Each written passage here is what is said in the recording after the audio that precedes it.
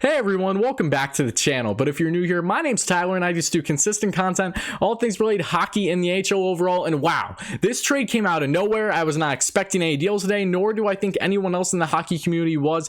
But Jake Allen, the backup for the St. Louis Blues, originally the starter, but has been a backup the past couple of years with the emergence of Jordan Binnington, who also looked very strong in his short stint in this year's playoffs, winning the only games that the Blues won in that series against the Vancouver Canucks as a starter. So that's what I'll be discussing with you today. My thoughts on this trade for the Habs and the St. Louis Blues, all the details about it, who I think came out victorious in this trade, and why this trade made sense for both teams going forward, and what direction will they be going into this NHL offseason.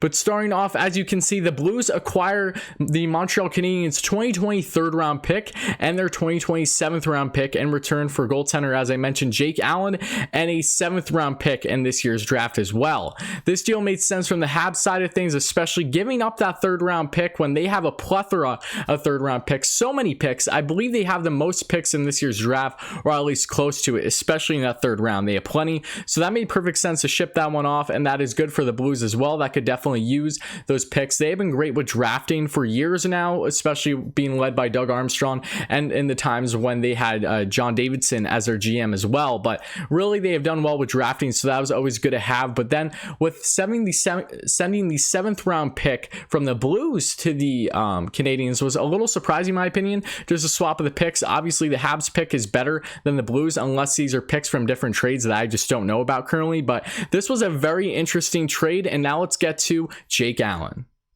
I apologize if you see me cut off right now just to show all of his stats. But Jake Allen, the 30-year-old goaltender who was originally drafted in the 2nd round by the St. Louis Blues back in 2008, was originally their starter, but after, kind of being up and down throughout his young career, and then Jordan Binnington having the amazing run that he did last year, leading the St. Louis Blues to a Stanley Cup victory, Allen has been a very reliable backup. But if you look at this past season and 24 games played, he of course had a goals allowed average of 2.15 and a save percentage of 927. Some of the best numbers in his career, with a win of 12 and a loss of 6 and overtime losses of 3. And then if you look before that, he has had some strong numbers: 19 wins, 17 losses, 27 wins, 25 losses, and his big year of course was 33 wins and 20 losses in the 2016-2017 season. But obviously times have changed, and Jake Allen has fully adapted to being a 1A 1B type goaltender as a backup. I think that is so crucial for teams that are especially having deep playoff runs. You need a good goaltending tandem. So that's what made this trade more interesting when it comes from the St. Louis Blues side of things. Why did they want to make this deal exactly? But that's what I'll be discussing with you now.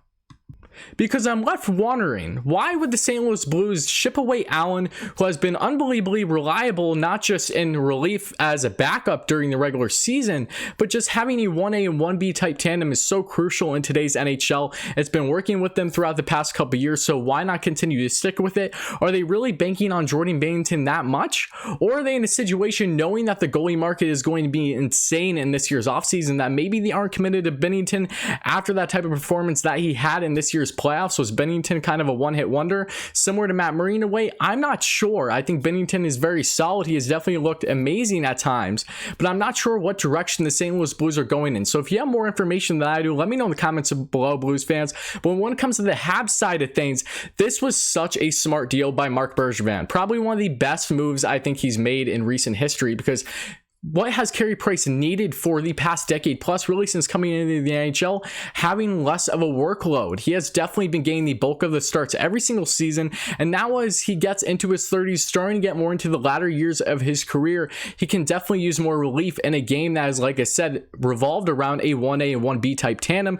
And the Habs really never had a very solidified backup for Carey Price throughout his career. Now you bring in Jake Allen at 30 years old, has plenty of hockey to play, and I fully expect to do a very strong job with this Montreal Canadiens team that looks like they're going to try to contend in the playoffs again next year. They have amazing prospect pool. It is so many guys are going to be coming into that lineup over the next year, and a year to 1 to 2 years especially. But they have a great core group there. A lot of moves that might be made. Are they going to get rid of, say, guys like Dano, Domi, Drummond even? I'm not sure, but this was a very surprising deal, especially after making my video talking about Frederik Andersen being on the trade block for the Maple Leafs. This has just been such a bizarre year when it comes to goaltending, and this market is going to be huge. So as I mentioned, this may be a good idea for the St. Louis Blues getting those draft picks doesn't hurt at all, but also I feel that they could have gone a little bit better of a return. I think Jake Allen has more value than basically a third round pick, but that's just my opinion, especially as backups are important nowadays, and you can't just get them anywhere.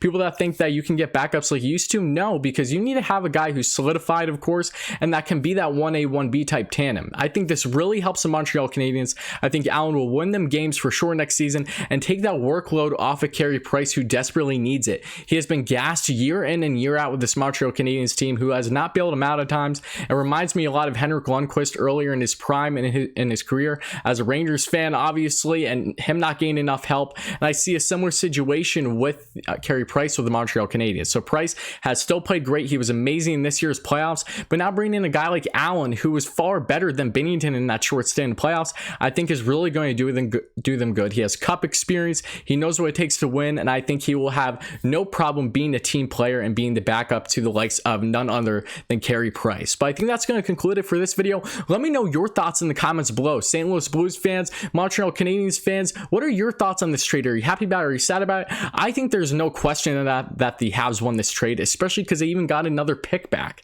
You know, it was really just a third round pick for Allen swap, and I'm taking Allen any day of the week as my backup if that's the case. And yes, I don't know his contract situation offhand, so he could be a UFA soon for all I know. If he is, let me know in the comments below, because that would make some more sense. But regardless, Jake Allen is a very strong goaltender, and I think he's going to do a lot of great things for this Montreal Canadiens team that plans on contending for the playoffs again next year and in the years going forward. But let me know all your thoughts in the comments below, guys. Check out my previous videos if you haven't, and thank you all so much for 500 subscribers. That means so much to me. Now help us reach 1,000 so I can start live streaming and doing plenty of other things. It would really mean a lot to me. Trust me, this is only the beginning of a lot of amazing and great things that happen on this channel, guys. But check out my previous videos right down here below if you haven't, and I'll be back very, very soon.